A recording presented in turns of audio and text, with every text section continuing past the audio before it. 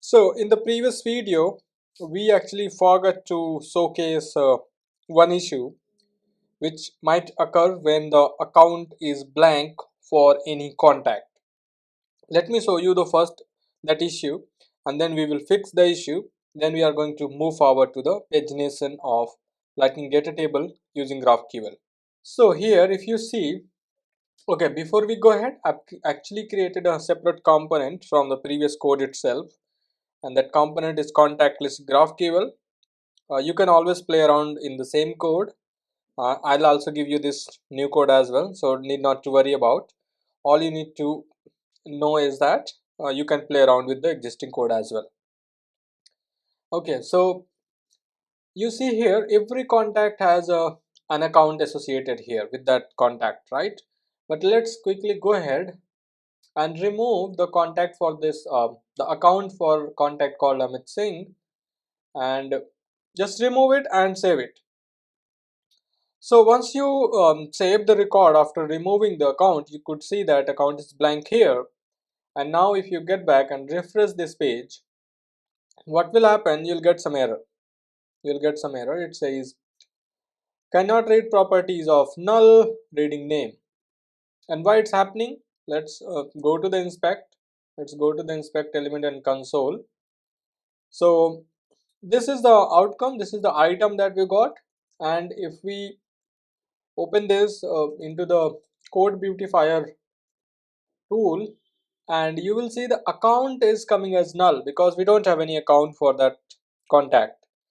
So how we are going to fix this, how we are going to handle this kind of issues? Okay, so if we get back to the code now, so there are a couple of things. You might create some variable over here, say if, maybe you say if account, if there is some value in this variable, this is going to handle undefined, blank, null, every values it is going to handle. Okay, so you say if there is some value in this, then only maybe you could have a variable here, let account name, and you say then only store this value, right? Then only, sorry, for this account, then only say account name equal to whatever we are using here, and then use this account name here, use this account name here instead of the previous values, right?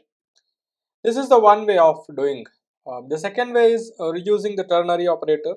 Not exactly the ternary operator, that is an operator that actually first checks the condition and then do the performance to perform the certain things. How it works here, let me show you. So I have already made a couple of change here. So if you see what we are saying, data.uiapi.query, and then after immediate query, after I said question mark. So what it is going to check, it is going to check, do we have some data here? If we have, then go to contact. Then again check, if we found something for contact, then go to edges. Then again check, if we found something for edges, then start map. Then start with map. Similarly, here we are going to check, we will say, okay, go to item.node.account, and then here use a question mark. We'll say if there is something, if there is something. Then similarly, for the annual revenue, add it at account label as well as annual revenue label. There could be a possibility that we don't have any value for annual revenue. So we want to have that value here like this.